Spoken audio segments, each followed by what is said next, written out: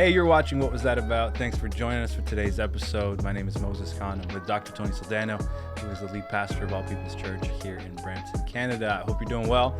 Thank you for joining us today. How you doing? I'm good. You good? How are you? Nice shirt. You on time? Are we on time? We're on time. We're overtime. Under time. Under time. On time. Hey, are you a person who likes to be fashionably late? Fashionably late. Nothing like arriving to a party fashionably late. Parties. We're talking about parties. What are you gonna say? Nope, I'm not gonna say it. Because there's something there. He wants to get it out. Parties is one thing, but when that translates into every aspect of your life, you're no longer fashionably late. You're tardy, and nobody likes a tardy person. Especially leaders, especially Christians, who should be known for doing good, for not wasting people's time. Is it important for us to be on time? What do you think? Well, I don't know what do they call this? A pet peeve, an irritation? Yeah. Uh-huh. I cannot stand it. It is. Wow. It just gets on my nerves. When people are, whether they're late for meetings, whether they're late for church. Yeah. It is just something that aggravates me. And I don't know, maybe it comes from my corporate side where, punctuality, there's the word, the power of punctuality is so incredibly important. But, here's what's interesting is that the people that are tardy know how to be on time for certain things. Yeah. Like if you have to go to work or you have a court case, right? Yep. The majority of people, even that, or you have to catch a plane, they know how to get on time when they have to. Yeah. But the things that they deem not to be so important. And by the way, some of the, I've done a lot of funerals. Right. Where you would think that is a place To be on time. I've had situations where the body's being wheeled out and people are trying to wrestle with the body to get into the funeral. Gosh. I'm not. That's not even a joke. That literally took place, and so they didn't want the body to leave before they got into the. It is just. It was comical in a bad way, right? But I'm like, am I seeing this? Is this real? Yeah. And so sometimes, Pastor Moses, we even make it a cultural thing, Yeah. And of course, if I mention some of the cultures, I'm going to get all kinds of hate mail, and I'm a racist and all the rest of it. But well, we call it blank time, Right. Yeah. Because I'm from this country. Blank. And by the way, the interesting part of stereotypes is that there's an element of truth to it. That's why people don't like it. Let's be honest, right? So even culturally, we will blame a whole group of people. Because we have not learned how to follow time, how to get ready, how to be prepared, right? But there is power to punctuality. Yeah. There is significance to it. There is value to it. When you are late, what you're telling that person is, I don't value your time. I don't value your time, yeah. And I couldn't get prepared in time to be here. And by the way, some people say, oh, traffic. Well, you know what? Then you prepare for that. Right. You prepare that there might be traffic. You prepare that there could be a scenario. We call that creating a buffer, so that people. It's okay to arrive earlier than necessary. Yeah. I love it when somebody arrives on time or a little bit earlier. It's like, wow, you actually value your time. And you value my time. But I think as Christians, we're very nonchalant with this, aren't we? We're very like, all right, I'll get there when I get there. We'll see what happens. We have instances where people will come to church on a Sunday morning during the closing of the sermon, just to say they came to church. Or the one I like is New Year's Eve, right? Where they get there just before midnight. Before midnight, yeah. I made it. I made it. Wow. But no, we have to exercise self-control, which is part of the fruit of the Spirit. And I think it speaks volumes that if you don't manage your time well, it tells me you don't have self-control. You don't have self-control. The Holy Spirit doesn't govern your time. That's an interesting thing. Is Jesus Lord over your time, the management of your schedule, the management of your time? Is he Lord over that? And I think he should be.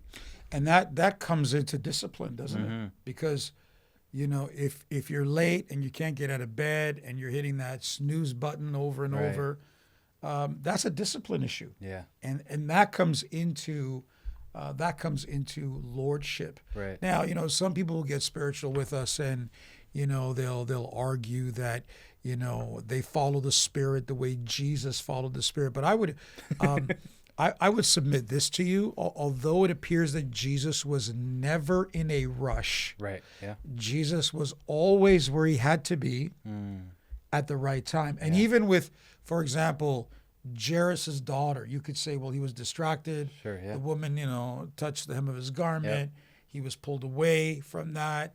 And then, the young girl dies. And so if Jesus had been on time, right? And by the way, I guess Mary and Martha were saying to Jesus, about Lazarus, yeah. If you'd have been here, in other words, if you'd have been here on time. By the way, Jesus was purposely delayed so that Lazarus would be good and dead, right? Yeah. For 4 days, right? Good and dead. Yeah. So that the miracle would be outstanding. So even there, he was on time. He might not have been on their time. Right.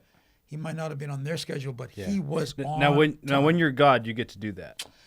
Well, because even though the little girl dies, right. You're going to raise her from the dead. Right. In other words, you're going to redeem time. Yeah. Now, that's good. We don't always have that ability, Pastor Moses. And so I think we have a responsibility. The Bible teaches us in the Psalms to number our days, right, so that we might, number our days, yeah, so that we may gain a heart of wisdom. In other words, that we would have priority, that we would be disciplined, yeah, that we would honor our time, we would honor other people's time. By the way, that, when you say does the Holy Spirit have power over your time, are you tithing your time? That's interesting. In your prayer, in your devotion, in going to church, and in the reading of the Word, right? So when you look at what's a week, 172 hours or so, right? Yeah. Then 10% of that, 17 to 18 hours, technically you could say, if I were to give that to God, and to the work of God, what would that mean to the rest of my time? And does the same principle apply? Would God redeem the remaining hours that are left in my week because I honored him with my time? Right. Yeah. And so because we're very, let's call it what it is, right? We're very lazy. We're very nonchalant. We don't understand the value of time.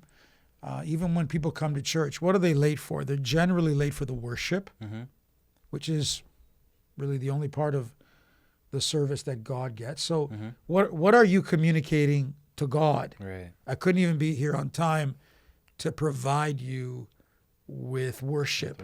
Yeah. You get what you get when I decide you get it. Yeah. We come to the service for the part that's for us, that benefits us. And, right.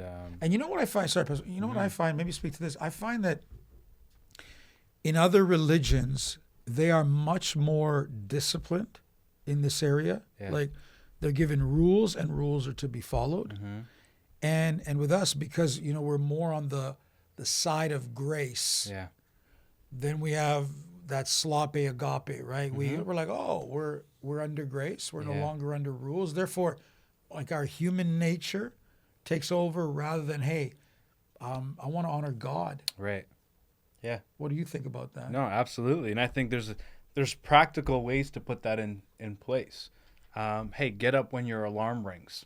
You know what I mean? Don't hit the snooze button 20 times and get up and leave the house earlier and decide what you're going to wear beforehand.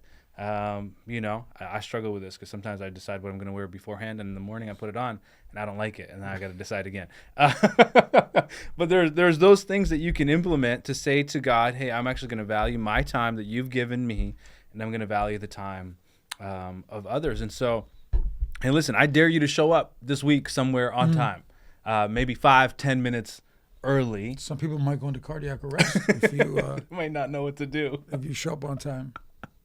They might not know what to do. But no, we gotta take those practical steps, and we gotta be a good representation of Jesus. At the end of the day, we gotta represent Jesus well.